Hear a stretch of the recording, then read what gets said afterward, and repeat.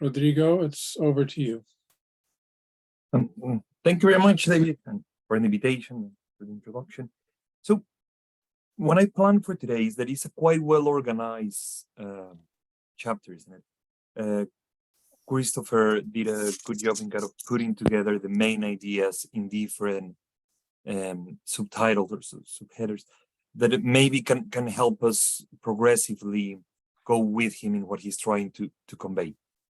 Right, and perhaps something we can do, kind of instead of seeing everything that the whole chapter, we can go little pieces by pieces as he kind of presented. And if we consider that, it's a funny introduction, and I don't know if you felt it that way, because he's going to talk about the true self and this amalgamation of different theories, quite Winnicottian, some Lacanian, some Freudian,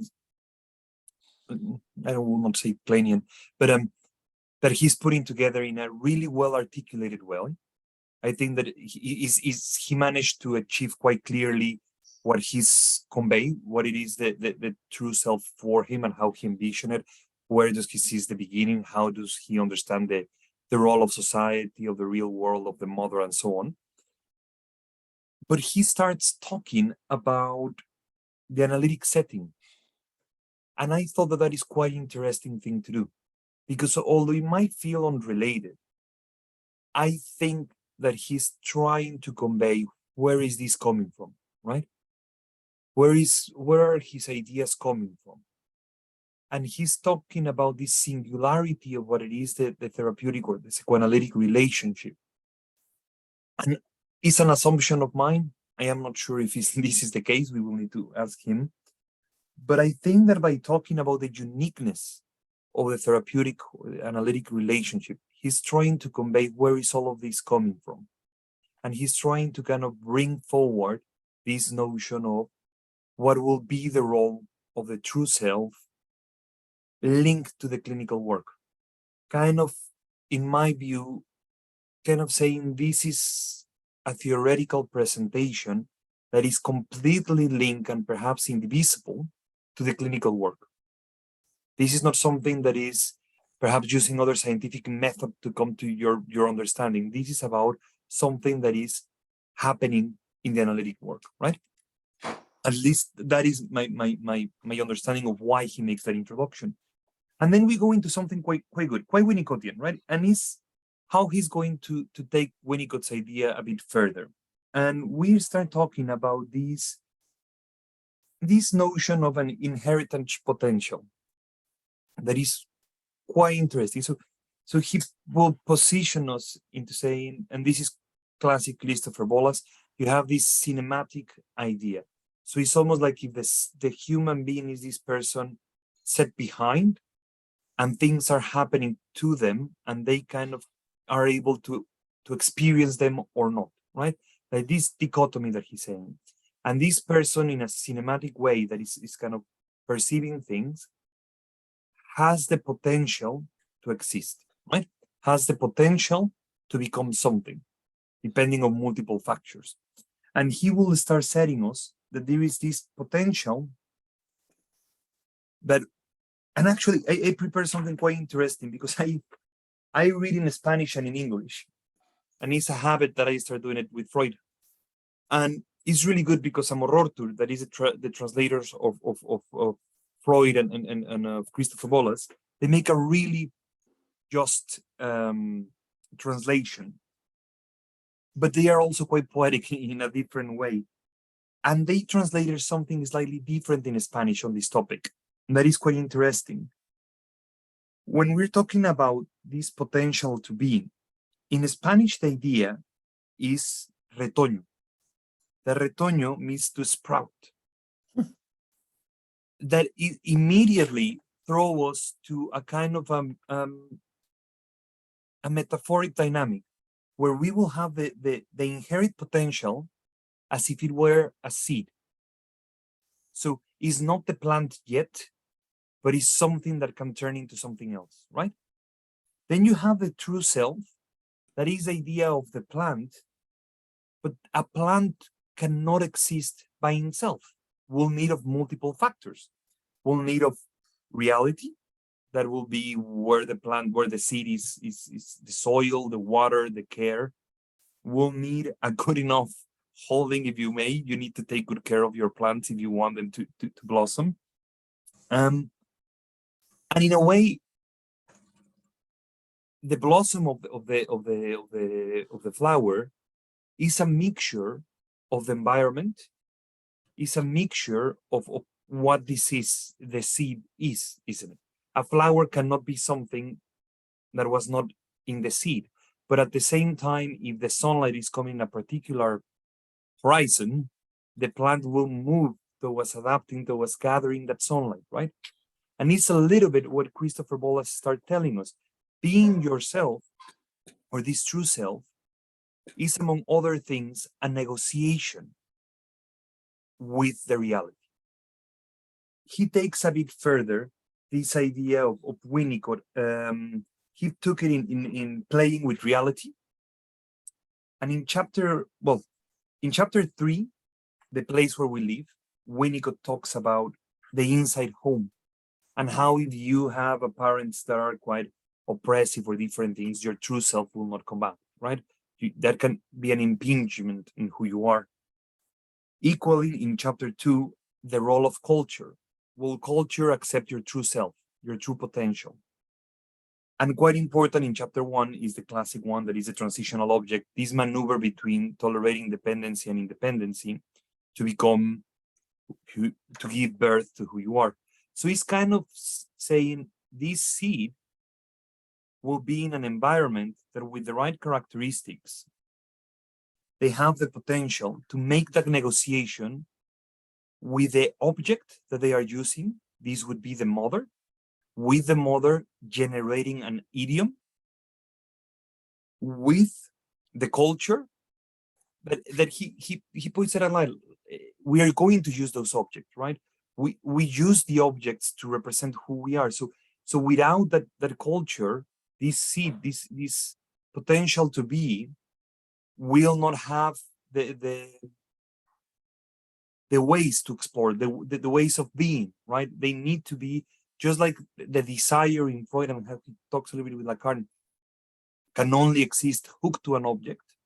Equally, the true self will need to find an expression through society and through the household, right? So this is a little bit what he's starting, right? With this is his idea of a true self. And before we move to the known and not known, he dares to go quite specific. He talks about, I don't know what you thought was going to be interesting, but this muscular sensitivity in the fetus, right? He goes into saying, look, this true self is going to be there in quite a rudimented way, that even the fetus in the muscle, will have an expression of, or a feeling of what it is to be, that rudiment there. So kind of controversial or not, I mean, he's expressing how he understands it. It's starting to kind of play with this paradigm of we starting to become ourselves before we exist, right? He takes these lovely paradigms from Winnicott, that he loved those paradigms, and he usually present them to convey how you will become yourself if there is a fertile soil when you are not yourself, when you are not, that will be grounds for you to become, right? That is why the translation in Spanish, I really like the idea of sprout. Mm-hmm. It's sprout, because kind of it's a bit more poetical, but tells you a little bit how a flower will not control where they are planted. The seed will not have a free will to choose. They are going to be the consequence of their environment, and at the same time, they're going to be something quite genuine that is within themselves. And I thought that before we move a bit forward towards the unknown known. Perhaps, I don't know if there is some comments, or I don't know if what I already thought. How did we feel about that true self, even from a fetus? I don't know. Also quite controversial. I don't know what you feel with this notion of the idiom that is something that we are, that in a way, for me at least, at times has the opposite sensation as something that will be freeing us towards something that is more determined, right? Like if you need to find your idiom, and in your idiom is something that was there from the beginning, before you even were, or before you even are, then we have less freedom to be who we think we are. We just have the potential to discover who we are, but we perhaps don't have a choice. We just get to express this seed or not. I don't know. What are your thoughts?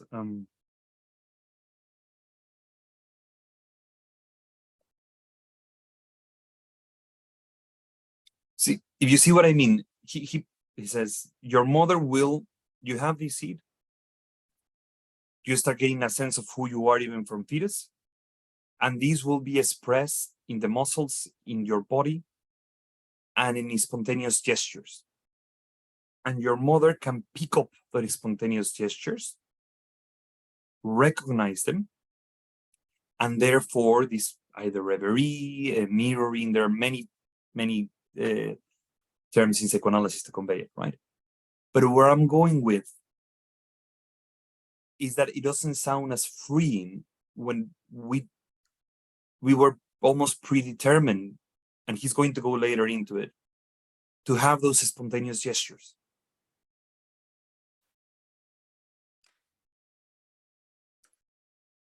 I don't know if that is clear. Yeah, Carol?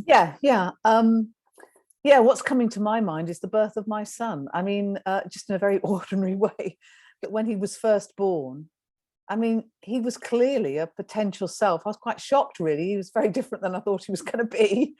And then what was quite sad was seeing him over the first week change into a more culturalized person. So I don't know if this fits in with what, but I mean, I think I did see a true self right at the beginning, which wasn't too affected by culture, was already there. And then in a way, I saw the difference that being in the world and having to adapt to the world made to this little self. So I think I'm saying something about what you're saying. And also, when I was reading this about the personality, that the personality is predetermined, it reminded me of, you know, Jung's work on the personality, you know, who sort of said we come into the world as introverts or extroverts, you know, and then there's these different sorts of personalities that we are, which which I think is also talking about sort of implicit experience. It's not about object relations, it's pre-object relations, I would say. Yes, 100%. I mean, and perhaps he's pretty well. Maybe we go forward in the SNA back, but yes, he goes into all these troubles where he's fighting with phylogenetics and his idea of genetics, isn't it? And yes, in this ongoing problem that British psychoanalysis has had with Freud concept of phylogenetics, right? And he quotes Lamarck. At least he's quite direct to go into the gritty-meaty of the conflict, because in object relations a lot of times has been avoided. That's right. Quite famously, Ernest Jones went to speak with Freud when he was publishing Moises and the Monotheism, to ask him to remove paragraphs where Freud quite clearly rooted this patriarchal structure of the father and the God and so on as a phylogenetic component, as something that each generation after generation will have been inherited just as message, right? And the British school doesn't like it. And I don't get a clear picture of what Christopher Bollas thinks about that, because he first says, I don't believe in the naturalism of Lamarck's. But if you remember, what he's talking about is that Lamarck used to say, you have an animal that needs to, for example, a donkey that needs to reach an apple that is high in the tree, that lesson will be learned, and the next generation will have a longer neck, a longer neck, a longer neck, and there you go, you have a giraffe, right? That silliness in one way or another was what Lamarck proposed. That is not the whole idea of phylogenetic. We know that even Darwin at the end incorporated some level of phylogenetics, but here he's talking something really. You made a face, Carol, because yes, Darwin at some point was the opposite of phylogenetic, isn't it? The evolution of the stone. But at some point he was getting a lot of pressure, and there is even a conception that he was giving into some notion of one generation can learn something that will be transmitted to the other. Which, as you say, is true through epigenetics. I mean, we know that that has some truth in it. But, yes, but here Christopher Bollas gets into a complicated fight because he's talking about phylogenetic, and he gives credit to phylogenetic into expression of the face and different things, at the same time that he's saying, but just like you said about Jung, this is genetics.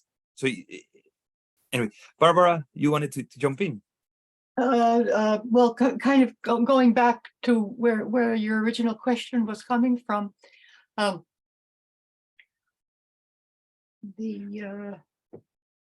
the ideas that I think that are being expressed have a lot to do with creativity, and I'm partial to things I've learned from being a musician, and what can be said there, as well as in any other way of expressing yourself, is this idea that you find your voice. So when you found your voice, you know, you're as an artist, you're contributing something, but that voice that you've found is probably something quite close, I think, to the true self. Yes, and the conflict there, Barbara, that at least Christopher doesn't shy away of getting into it, is what is that voice? What are the characteristics? What are the components of that voice? What exactly that musician that has found his own voice has discovered? And that goes into another part I liked in this article. He talks about the space between, and I think that's been also said by musicians, that they respond to, or they hear, or they move with the space between the notes.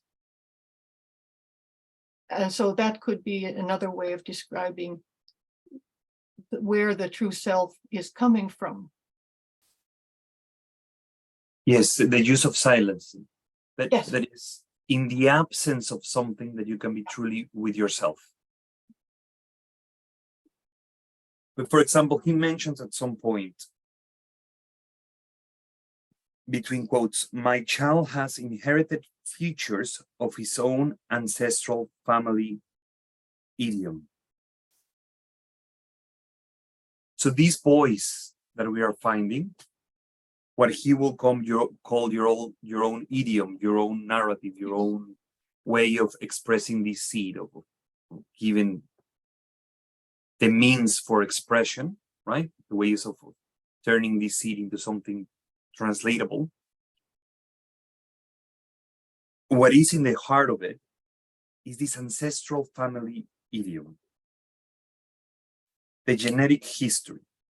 So it's complicated. In Freud, what he doesn't like of Freud, I don't know if you're aware, and I love to talk about this because it's pertinent for today, but it's one of the madness of psychoanalysis.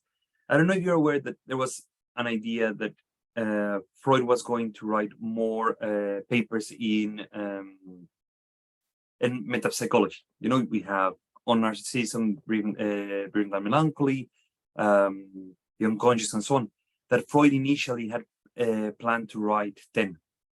Then Freud said, this is not true. We don't know if it's true or not. What we do know is that when Anna Freud died, in the trunk of her car, of all places, they found letters of Freud with Ferenczi. And of course, it's going to be Ferenczi, because if Freud was going to write something weird, you send it to, that is the person to go to, right? And Freud had this hypothesis that during the Ice Age, and in all fairness to Freud, this was a draft, we don't know more than this madness that he put together, but that in the Ice Age, humanity as a whole went through such a transition that the trauma of adaptation to the Ice Age gave a message that one generation to the other was absorbing.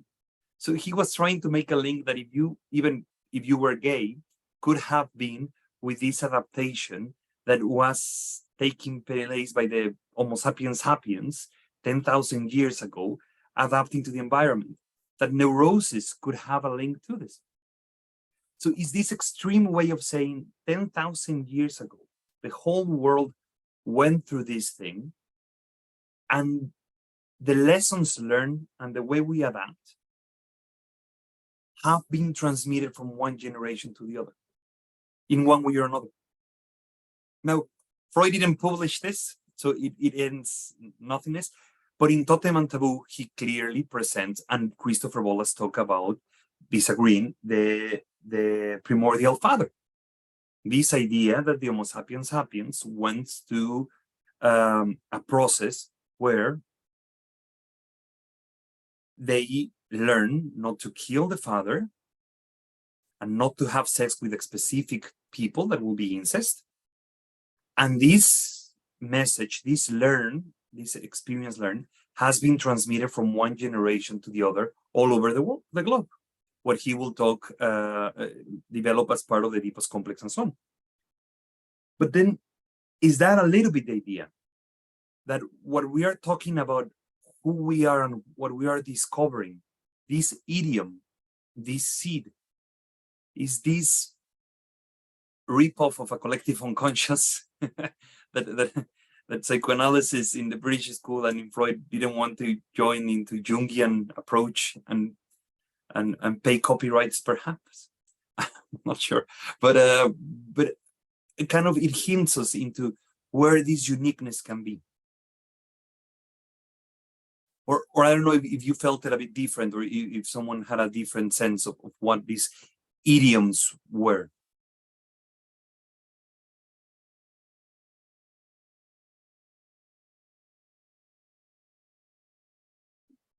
Wouldn't you think that maybe you don't have to make such a strong division between a story and an idiom?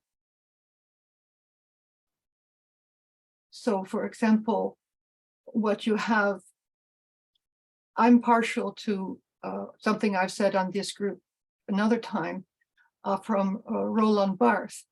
He said it's myths all the way down. So, is your creation myth, which is, what I'm hearing in this theory about killing the father and all this, it's why would we consider it something that was actually physically occurring in relationship to the Ice Age? That doesn't make a lot of sense to me, because each time a culture makes changes, they make changes by telling a creation myth. And one is living by that creation myth, which is then, I would say, the idiom in which the culture says, okay, this is us.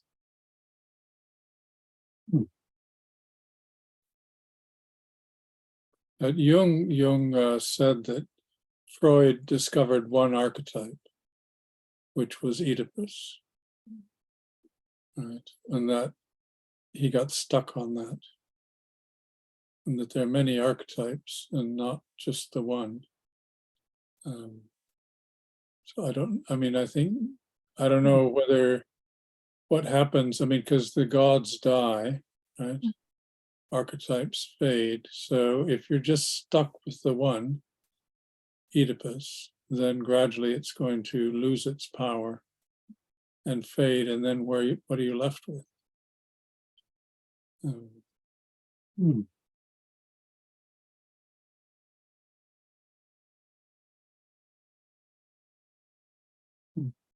It's quite a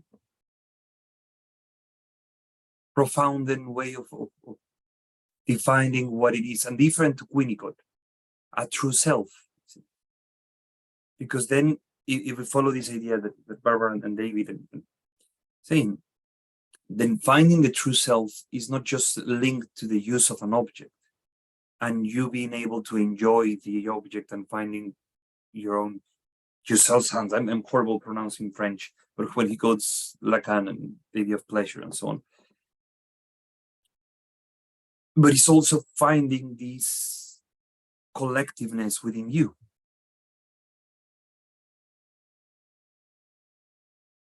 That perhaps is more common for Jungian psychoanalysis, but definitely not for object relation, not for classic psychoanalysis in that way. Classic, psychoanalytic. Anyway, and interestingly enough, Barbara, in the madness of Freud saying the Ice Age, right? Well, this draft, maybe he was joking to Ferenczi, we will never know. Maybe he was April's Fool emailing him. We don't know what was going on there. But do you think that is that math to believe that humanity went through such a huge transition, like the Ice Age, and will not have any consequence in who we are today? If we bring back this idea of the theory of chaos, right? If a butterfly flies in the other side of the globe, you have a hurricane here, right? Kind of the impossibility of understanding these small changes and the impact that they have in the bigger picture. Through the journey that humanity is, and what you and David clearly bring forward, that is, we are either in myth, in archetypes, or in different ways, we are bringing back this knowledge forward. Then would it sound that math? Will it sound that math that the life age in one way or another influence who we are? The madness is in trying to make it concrete. So the killing of the father and the eating of the father and the taboo and all that, to me that makes sense out of the notion of guilt, right? That human beings have an innate sense of guilt, which is impossible to really come to terms with or understand. And that's Freud's story about the guilt that we all feel and can't really pin on anything. So I think the story itself is florid, but I think what it's trying to express is this guilt that, and the problem is, when people say, oh, the little boy is guilty because of his feelings about his mother. No, the little boy is a human being who has this guilt that's transmitted throughout the generations.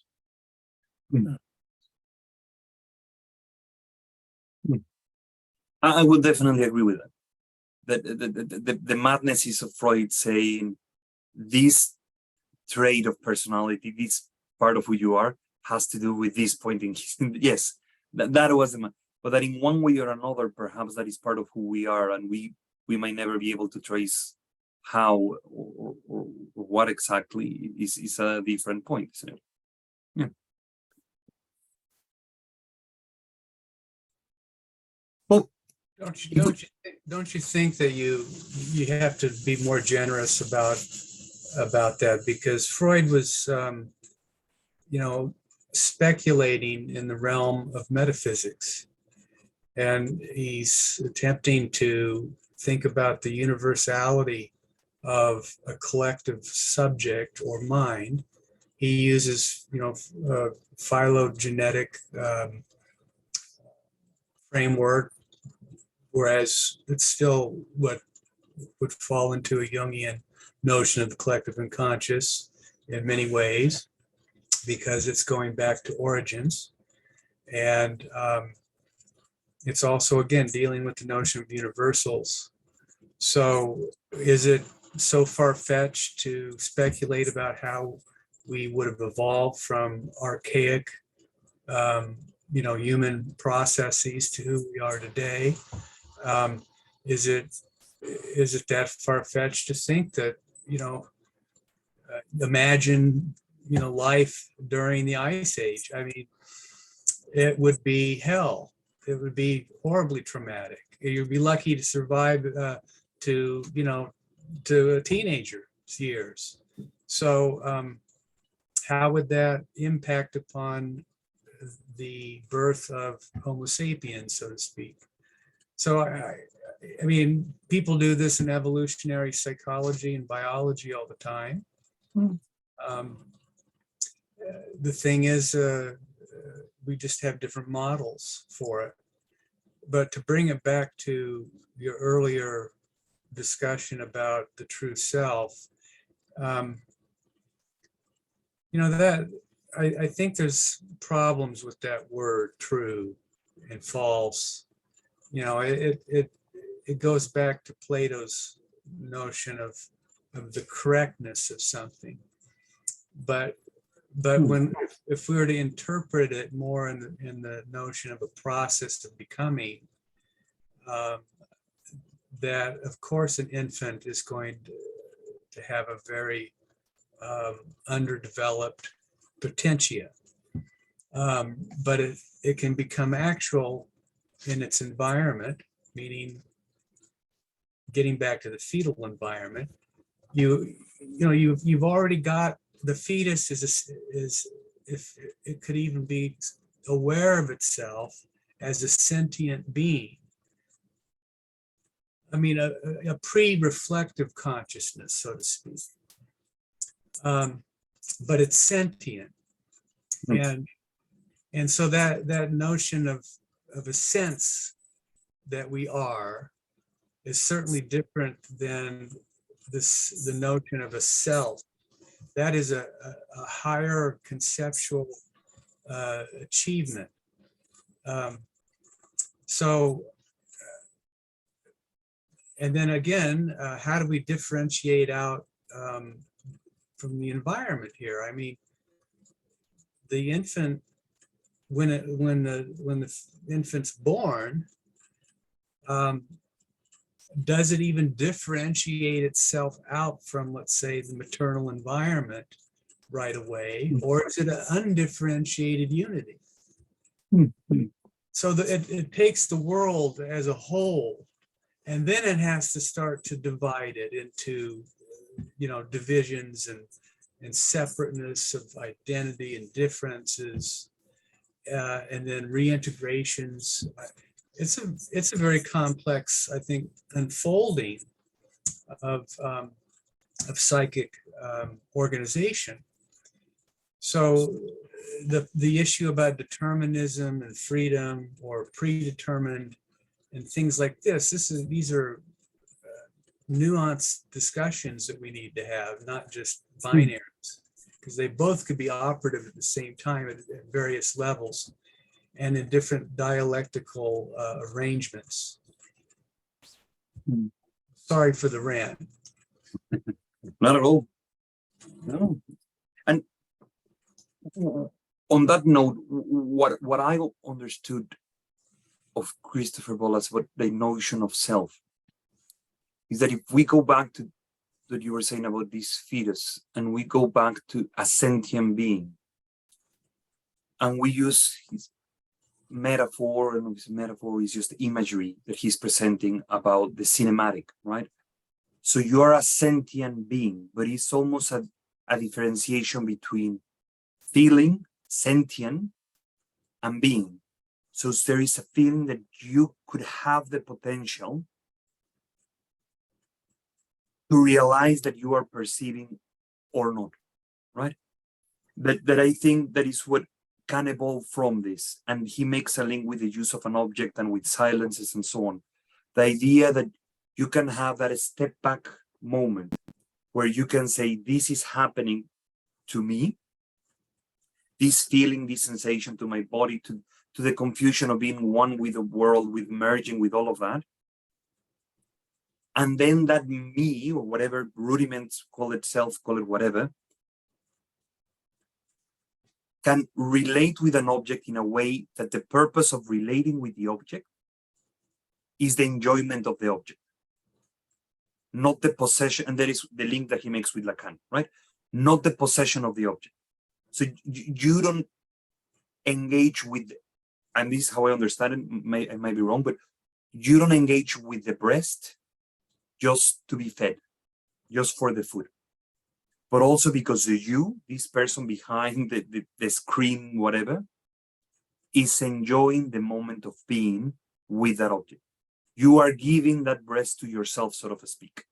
You're allowing that experience to take place. That in the case of a false self, to put it that way, the anxieties behind the interaction might want you to possess the breast or to do something different that do not give a space to that cinematic moment, to that, I use cinematic to refer concretely to the imagery of you're able to put yourself away from the breast and then allow it to, there is no space to this and I just need to eat. I just need to possess hunger. I just need to stop this. So fair enough, the truth and false as a perhaps is not as useful as a word, but that is what I understood, that the truthfulness, so to speak, is in the way that you're allowing yourself to relate instead of something that is another thing. Is that, would that be like just whatever your nature is then? I think, if I understood correctly, Bollas, is that a space to allow your nature to exist. So almost your nature, the objects or whatever are passing through the screen, right? And you are allowing yourself to realize that you are an observer, right? The equivalence between, perhaps I'm being too concrete, but like if you go to a restaurant and you allow yourself to know that you are a customer that is going to taste and is ready for the experience, to instead just eating because you want to stop the hunger.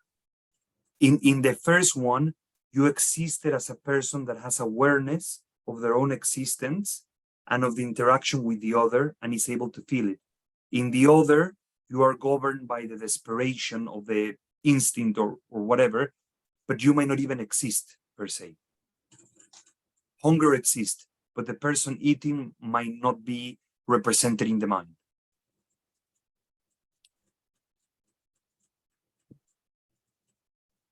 At least that is what I understood of this second chapter, the unknown known. But that perhaps the person who is eating really fast has a notion that perhaps they are a person eating, but they haven't given the space or the facilitating environment to realize that they exist, to make known the unknown. Yeah, for myself, actually, a phrase that kind of struck me was, I think, which maybe Rodrigo, just the page after what you're talking about, is a phrase, latent knowledge can be given life. So for me, that's kind of really senses. So there's kind of there's awareness of something. There's awareness of something, and and it's like well, he also, you used the word joy. Yeah, so it's awareness, and then like a joy. That is kind of that latent knowledge has been actualized, or has been realized. Well, he uses Lacan to give. So I use joy and it's wrong, but I'm trying to avoid pronounce it correctly. I don't know if someone can help me with the French. But there is a whole concept of Lacan that has to do with the symbolic realm.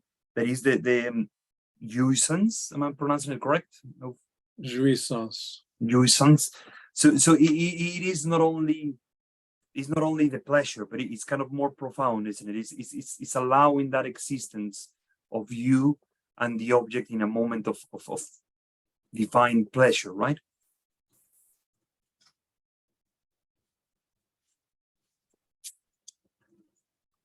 He mentions ecstasy as a right. Hmm. Hmm.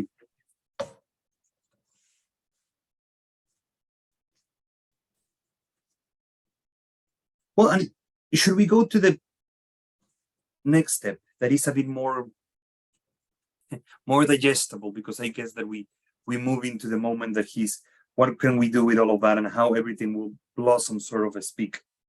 And he makes a, when he's, how do we process these kind of unknown things that are in primary process? He makes an interesting differentiation with Winnicott. He's saying for Winnicott, the ego was almost like an obstacle. It was an obstacle to the true self. As if for Winnicott, the idea of an id, of the more purity connection to the drive to who we are, is as truthful as you can be, right? And the ego would always require a level of distortion of the id in the purpose of maneuver around defenses, anxieties, and so on, right? Part of this negotiation with our reality, right? The ego, in more in a Winnicottian way, is part of our capacity to adapt to this environment and this negotiation between who we are and what the reality tolerates of us and what we actually can be, and so on and so on. But Bollas makes something different. He links the ego as part of an expression of the true self. I am not sure what to make of that, because it's quite an important distinction. Because the ego will, he says, the ego will organize drives through the idiom, right? So the idiom can only exist through the organization of the ego. Our own, for example, what Barbara, what you were saying about a musician finding their own voice, a lot of times we go into this notion of as further away that you are from cognition, from turning things into a rational state, and the closer you are with the abstract experience, with the feeling of what it is, the more closer you get to the idioms, right? To this abstract place, right? That is usually the idea. But what Bollas is saying is the ego will become a synonymous of a true self from birth, because can give direction to the drives, to the idioms. And I don't know if anyone has a kind of point of view, but that is quite breaking apart with many theories of psychoanalysis, mainly with French psychoanalysis, without a doubt. Yeah, I think the way I understood that was kind of thought of the ego as a kind of bridge. Mhm. Yeah, it's a kind of bridge, you know, between that's something latent and how it's actually realized, really. You know? Let's not forget that Freud posited an unconscious ego. So the ego is on a continuum. In fact, it materializes and it dialectically unfolds out of unconsciousness. So, and then, you know, the superego is even more of a modification of our original unconscious ontology.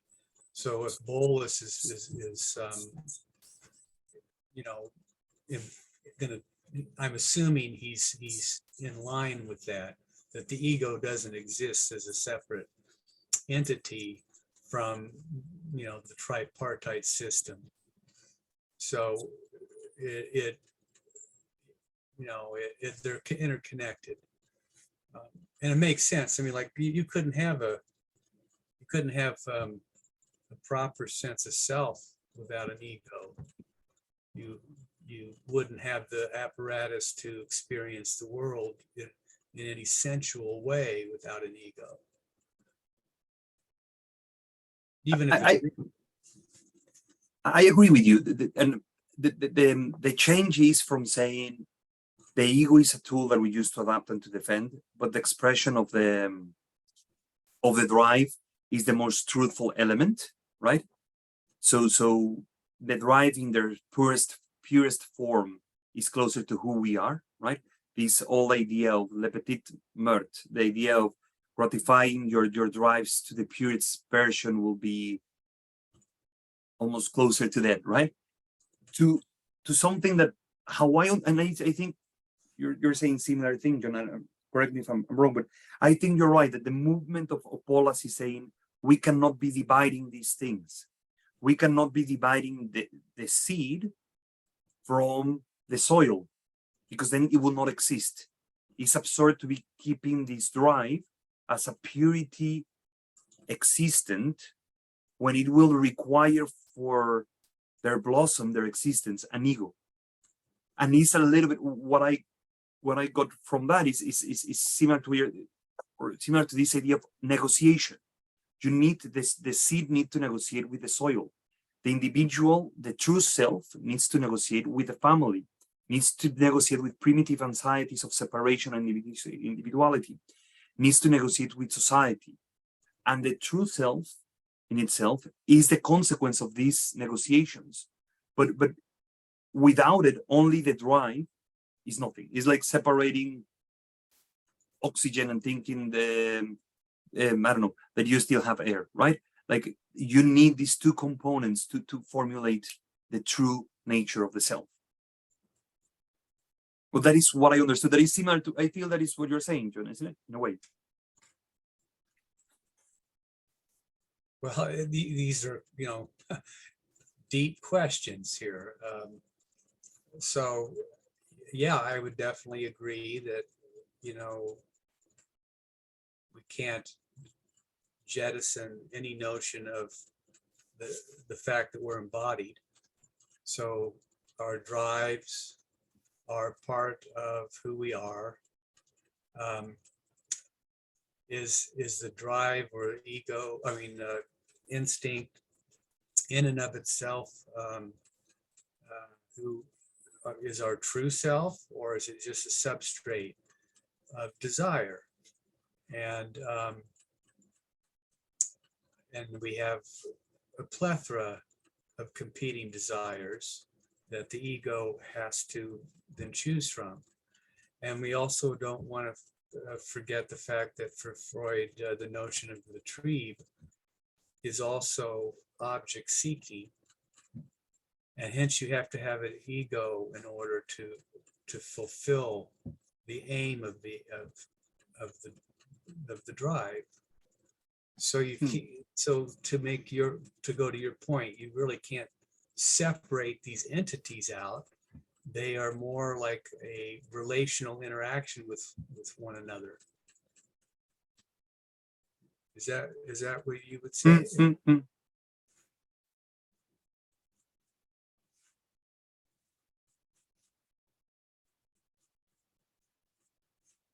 Yes. Makes it complicated, because then you don't have a drive without an ego, in a way. Like you cannot have a plant without soil. You cannot have. Yeah. Barbara, you. What I like, just a small word that I thought was very good in this article. He mentions preparedness.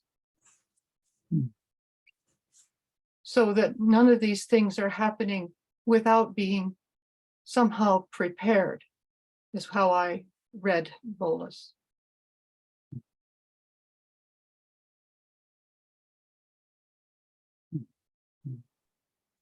And in terms of what you're, he has a note at the end, the note, and I'm confused about it. So maybe that would help me if I would ask you. It reads, but each person organizes the id differently, and this unique design that each of us is more fundamental to the choice and use of an object than the energetic requirements of the soma, which themselves express the idiom of the true self. Now, see, this is the thing I'm now confused. What is he referring to themselves?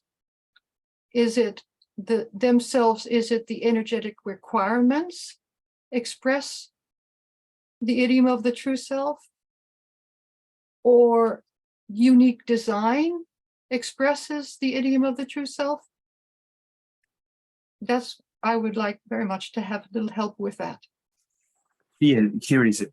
But each person organized the id differently, and this unique design that each of us is more fundamental to the choice and the use of an object than the energetic requirements of the soma, which themselves express the idiom of the true self. Oh, okay. So it's the soma. Then, yeah, okay. So yeah, what I understand is a little bit back to what we were just saying a moment ago about how you have this mixture of two things, right? The drive, but with this organization, right? The person organized it differently in this unique design. This unique design, how I understanding, is part of the idiom, is part of your uniqueness, right? What comes to mind is a baby that is well fed, that is not being impinged by the environment, and that is able to play with the breast and with the nipple and kind of enjoying one way or another, right? He has these drives, he has all of this that is coming from the id, but he's organizing them in a way that is making sense with the object that they are finding and the way they relate, right? That is what I understand by the unique design, right? Is their own way of playing around with the nipple, of putting in the mouth, kick it away, making sure it's there or not, or bite, and so on, right? They are being governed by this id, but the organization and the expression of them is this uniqueness that is being expressed by them, by the individual. And that is, for Bollas, how we use those objects is more important than the object in question. And that I think, Barbara, is linked to what he says repeatedly before. That is not just the choice of the object we choose, but how we engage with it that is more predominant to it. So there is more to say about how we relate with others than focusing to the object choice and going more into what we are doing with that object, the way that we relate with the object, right? How I understand that, and I might be wrong, is with what he's saying about the analytic work and how he links this to this. He says the analytic work is based upon you allowing yourself to be used, right? So it's not just that you're going to be the object of desires and so on, but how are they using you in this particular unique way of how you're being used by the patient? Two things can happen. One, the create of an object related that transmit different rules. So basically you repeating something, the patient being governed by different anxieties and repeating in one way or another the rules, right? You should not show aggression. You should, and in one way or another, those governing the relationship and the way they use you. So there is not a freedom of utilize you in the way they want, but instead they are bringing these rules of engagement as part of the dynamic. Can be resistance, can be defenses, are many ways to explore this. Or to reveal parts of your idiom and explore the unknown known. So in the way they use is the allowing that something genuine, instead of a rule, instead of what is correct or what should be, something genuine pops up. And in that interaction of whatever the analytic relation triggering the patient, there is an exploration of the unknown known. So I feel that is a little bit more the idea, that if you see in this second way, the way that you're using the object is one where the object is almost a magnetic field for different genuine gestures that can come up, and the patient feels safe enough to embrace it as an area of exploration, right?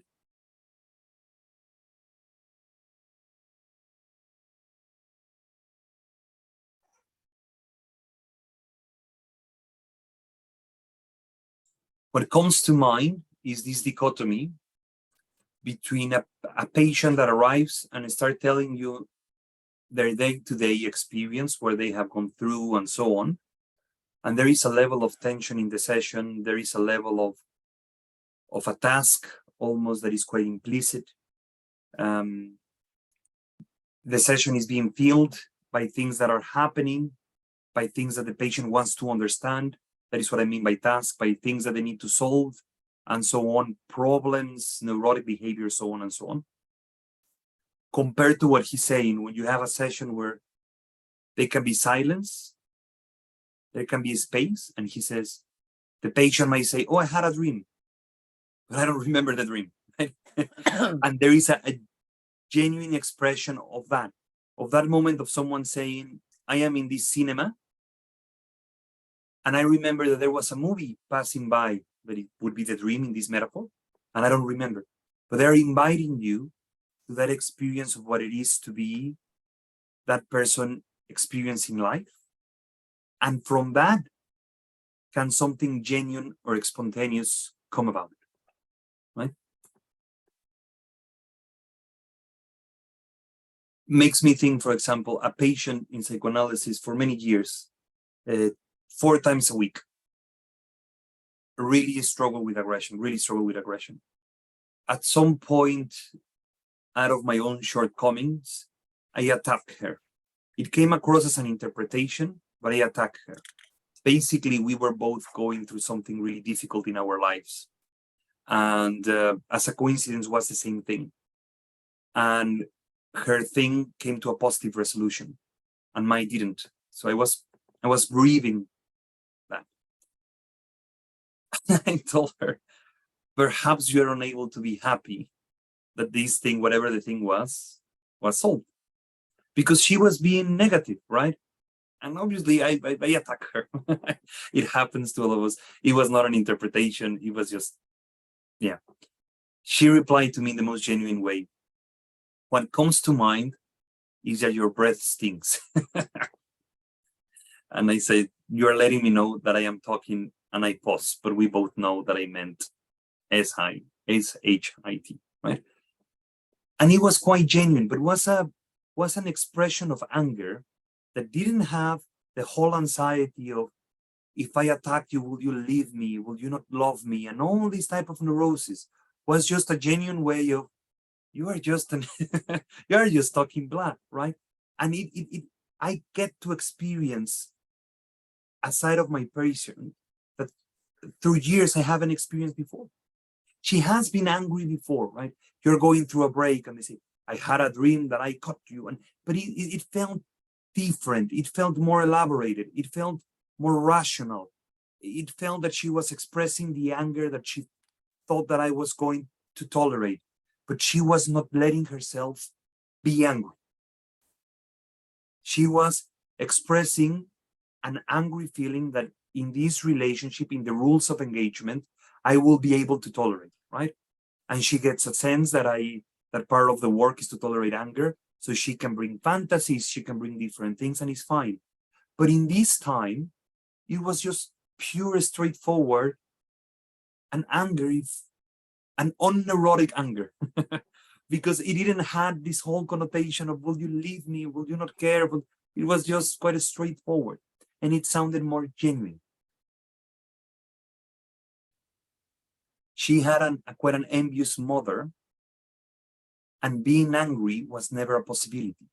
So you can see how in this negotiation with the home and with the environment, that expression of the genuine self, but sometimes you can have an expression of disagreement, was always impinged and basically quite concretely framed upon, right? You were being a horrible person if you do that, and so on and so on. So that is what I understand. I don't know if anyone see it's a bit different, but that is in my way of bringing that expression of the true idiom of someone. Rodrigo, the question I've got in my mind is, well, it's kind of different, but from what you're saying, but is kind of maybe could you say a bit more? You said that you read the paper in Spanish and English. So I'd just be interested to know, could you say a bit more about the kind of, can you just talk about that experience, will you? Yes, so I have been in 2 study groups of Christopher Bollas, and both of them in Spanish, for whatever reason. So I have it in English, but I also have it in Spanish, and I have my notes that God knows what I meant. I don't know if it happens to you, but you write beside there, I write with a pencil, and I sometimes write like the elephant in the horizon, and then I read it 2 years later, and it's like undecipherable. Who knows what is that? But I like it because I have different these notes. I don't know if you can see them, where I flag what I thought was crucial about the paper, and sometimes with the years stays the same, and sometimes it doesn't. So it's quite an interesting experience.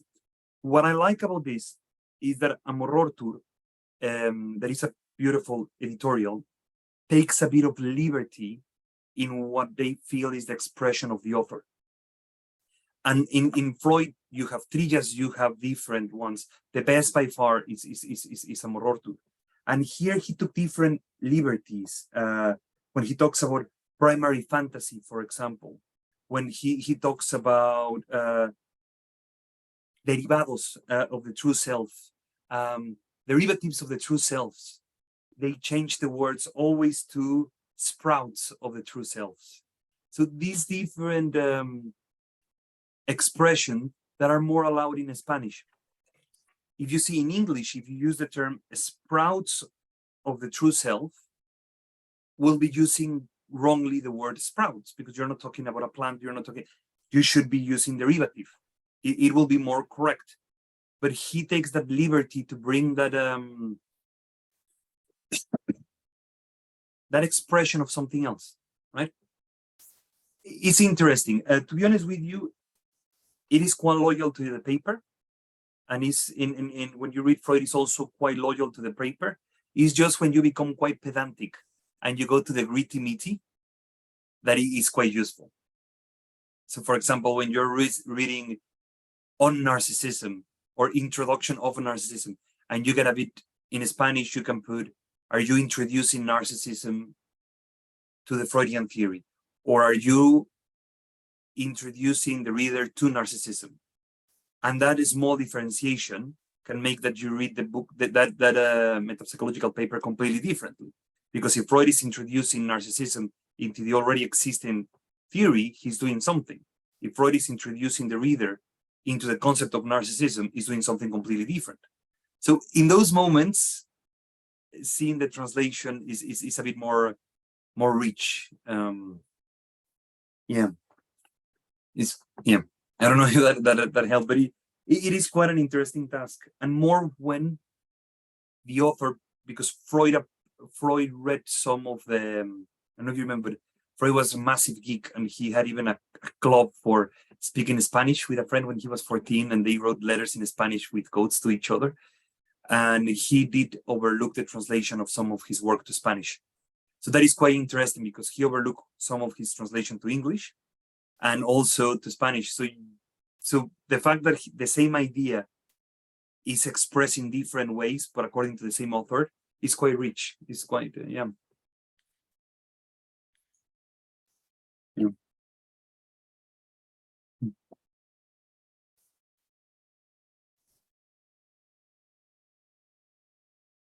Okay, can I ask a question? Of course.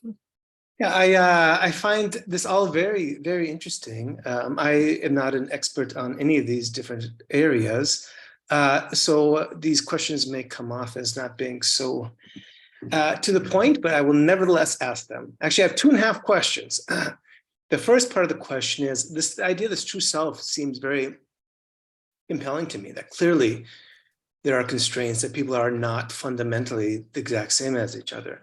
And they're an idea of like a niche with a species in the environment, that if the species fits well with the environment, then it's good, and it's fundamentally good. So this, don't know the French word you were talking about as well, but this joy that may come with resonating between the true self and the environment, that makes sense to me, and I like that. And this idea that there's something deep pre-propositional in us, that is organizes our experience. So I find that really quite compelling. So I'm curious, in part, then, you talked about a little bit already, but what is this true self all about? So you talked about genetics. So I mean, is this something that comes from just random, normal distributions, and some people are higher in extroversion, neuroticism, openness to experience? Is it about random variation, random mutations? Is it about epigenetics? What's kind of the mechanism how it develops, how it comes up in an individual? And related to that is like, what level of analysis are we talking about? We're talking about kind of the level of just openness to experience, like these basic personality traits. It seems to me not. It seems to me that what's being talked about here is a higher level. But I'm not so clear what this is all about. And then the half, that's one. And then the half is then, when we talk about potentiality, is the idea just that, I mean, this is a base example, but like, let's say I have a lot of, assertiveness, aggression, right? And so then is it just that I can manifest that? Or is it something more than that? Is it aiming towards something? And in some ways, I think that it speaks to like, what's the aim of the health in a psychological intervention? Is it just that you can be what you are? Or is it, is it aiming towards something creative somehow? So that's kind of my first part of. Well, there are two things there: how it comes to be, and then what it is, right?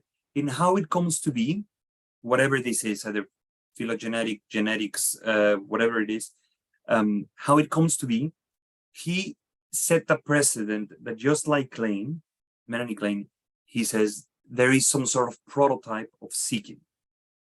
A prototype of what? Of seeking. Seeking. Of seeking, of seeking object, of seeking something from the outside world. He doesn't agree completely with Klein, but there must be some sort of intentionality almost to seek something from the outside. And this seeking will have the expression of the potential. So the inherent potential, right? Something that is not yet like the seed, something that is this coding, if you want to put it that way, that needs to be translated, will first have an expression in their body. And what Winnicott, is not him, Winnicott called a genuine gesture. So you have a spontaneous gesture where in your body, in the psychic reality of what it is to be you and the expression of your body, you start expressing something that is the beginning of the negotiation with the external world. The external world, in this case, the mother, can either acknowledge the existence of it or not. So if this is spontaneous gesture, for example, the playfulness of a baby with a nipple in early days, right, that might not just be for fed, might be starting to be something else. If there is a recognition of that, can it start giving birth to this potential to become something more? Mm-hmm. Yeah, and what is this potential? What is this potential about then? So I can understand there's different ways of seeing, different kind of things that might be more interesting, that draws the infant into spontaneous actions. But what is that all about? This part. So he makes, basically, he says or at least in this paper, the experience of the fetus. So the baby becoming of nothing, the experience of the fetus, what he calls the muscular erotism. So what it is to be in the fetus is quite important. That it sounds quite abstract, but I think he's right. We have all seen newborn babies and how they want to repeat that level of being squeezing the uterus, the movement, and so on, right? There is already quite a strong experience in uterus. And he's saying that will be muscular, that will be some sort of being contained in such a way in uterus, right? So that is something that has a variable. He mentioned that phylogenetic might have a role, although he immediately undermines it. And he talks about what I don't think is genetic. I would think that is epigenetics in one way or another. So he's saying basically something that hasn't inherited in culture, something that that is genetic, your character, whatever might be of your personality, and your early experience in utero will start shaping a potential of being. So when you are born, that thing that is there, so he will say that data is there in a state of unknown, and either will become known and therefore more genuine, more truthful, or not. The translation from unknown to known is this interaction with the environment and so on. And the translation, just like French linguistics would always say about language, will be the consequence of the true self. So the true self will never be a pure expression of this. The true self will be the way you express it, the way you use it, the way you interact it, the way you turn it into something, right? So for example, if you're talking that in your body, in the way you are, there is notion of movement, of anger, of something else, right? And it's allowed to be expressed. But suddenly you found a way of doing so through rugby because it's what it was around you. And then rugby becomes a crucial part of your life and of how you feel. Or you can do it a bit more classically, exploring psychoanalysis through music, for example, or pottery. Those are the ways or the means of expression of this true self that is blossoming, if you may. Mm-hmm, mm-hmm, mm-hmm, mm-hmm. Something that he doesn't touch, for whatever reason, but I think that is quite important in Winnicottian theory, is the notion of impingement. I think that he doesn't go into it because he just conveyed that you will have a good enough mother, a good enough holding. But in Winnicottian theory, it's quite important that the baby will be distressed, it's part of the interaction, but not impinged. So what will fracture that experience, and that is fear of breaking down of Donald Winnicott, what will fracture that sense of what it is to be you is extreme anxiety that Donald Winnicott expressed as gross impingement, and is not here. But if we go back to this notion of a theater, and like what you're saying, you have something in your body, you have something that is either anger, expression of whatever might be, you are that person sitting back and seeing it in the screen, right? But if there is a gross impingement, if you feel the cinema is on fire, there is no more looking. There is only kind of a flight or fight scenario, and the baby immediately is forced to adapt to the environment through different defense mechanisms. So instead of getting more in touch with that feeling that is unknown and is starting to become something, the baby gets in touch with a defense mechanism, let's say foreclusion, redenial, delusions, right? Early psychosis, that will help tolerate the environment and adapt to the environment, but with the complete sacrifice of not being able to be who you are. Mm-hmm. So being who you are is almost a luxury.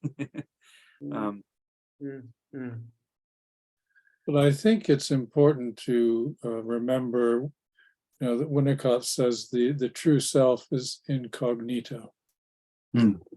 It's fundamentally unknowable. And that I think needs to be set against this highly detailed and technical sort of theory of incarnation. That somehow whatever is being incarnated, this incognito something, it never, you never use it up. You'll never make it knowable. And that unknowability is fundamental to being human. I really like, Jean-Luc Marian, this French philosopher, says, the fact that we are unknowable to ourselves is the mark of our dignity. Right, that we have a kind of dignity because we are a mystery, and we can't be summed up in a way. So, and then just mix in something else. I think that the true self, to the degree it is realized, so Jung would talk about realizing the self, it contributes to our singularity. So the more our life is productive in a way, the more singular we become, and the less we can understand ourselves, and the more other people, can sort of have a sense of who we are, but that we're all different. So, I mean, the thing about Winnicott is that he describes all these kind of early mechanisms in huge detail, which is very helpful in therapy. But I feel a bit relieved when he says the true self is incognito, that he's leaving a kind of background to the whole thing that's, otherwise it becomes claustrophobic, which I do find with Bollas, that it becomes a bit claustrophobic because, when he's talking about clinical work, absolutely everything can be tied to the transference. He can, in great minute detail, refer everything in the transference to the early relationship. And I find that really drives me nuts. And countertransference. He also gives a lot of credit to that. Yeah. It's too reductive. Is that what you mean, David? I do mean that, yeah. The thing about the points that you made about Bollas, that you have a unique way of organizing your own unconscious, and the way we enact choices really, I think, gets at the heart of what this authentic experience of self is, because it's really about freedom, and it's about our unique organization of our agency. And there's no way that anybody could have the same internal experience as another. There would be, of course, stratifications of identification and overlaps, but you can't, nobody can feel you but you.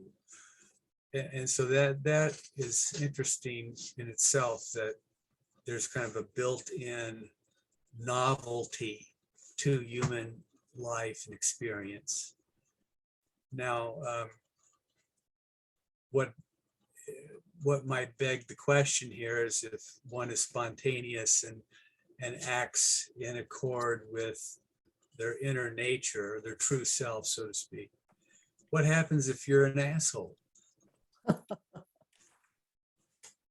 mean, I guess you could be a true asshole, but it does kind of beg the question on some level of authenticity. Well, but it's better to be an asshole negotiating your way through reality than a false great person. Well, I might agree with that. I mean, it will have their consequences. Yes. No, and what is really important, or the consequences that this way of thinking has, is that at least in the British School of Psychoanalysis was a massive move from the Kleinian approach, because it is more about creating an environment where the patient can find his own idiom or their own idiom, instead of interpreting the unconscious. So in many ways is kind of allowing the silence, these spaces, and this sensitivity to see what comes and what can blossom genuinely, instead of proactively interpreting. It is Winnicott used to say that he interprets, among other things, so the patient will know that he doesn't understand, that he doesn't know. And I don't think that Winnicott was joking. I think that Winnicott meant it, that when we interpret and we show the patient how little we know, the idealization of the analyst is a little bit shattered, and the patient needs to be thinking themselves and have a different type of mental activity where they might need to start using their own idiom, their own way of expressing. And here is that approach of focusing more into how you make this space for the patient as safe as possible. So being themselves becomes a possibility instead of an interpretative role at the center of the analytic task. That is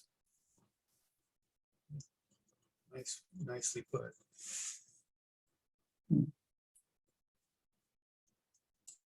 And I think it had its impact in the whole British School of Psychoanalysis, because when Christopher Bollas was saying that, it was coming about times that the Kleinian or post-Kleinians were interpreting a lot of partial objects. And Hannah Siegel had this idea of interpreting the anxiety of the session. So you had quite a clear task that there will be an anxiety in the session that you need to interpret. And Betsy Joseph with the total situation was something quite similar, where there was a clarity of the analytic task that was, according to Bollas or Winnicott independent tradition, limiting the potential of the patient to be themselves and kind of forcing the patient to become the patient that the analyst knew how to work with, if that makes sense.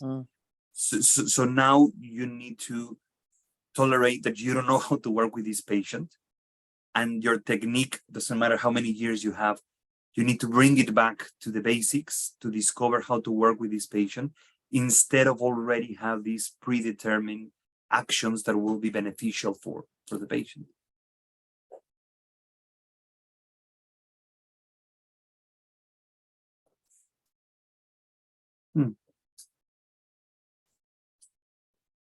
Rodrigo, thank you for this fascinating discussion and for all the work you put into, organizing your thoughts about the paper and for guiding us through. Really appreciate it. It's a good place to end the series for this year. I don't know if you have any final thoughts. No, just to thank you very much for allowing me to be part of it. Good. Thank so you. much. Thank you. It's a Thank great you, paper. everyone. Thank you. Really appreciate it. Great discussion. Thank you. Have a good summer. And thank you, David, for organizing it. Okay. Yes, Okay. thank you, Dave. Thank you, David. Thank you.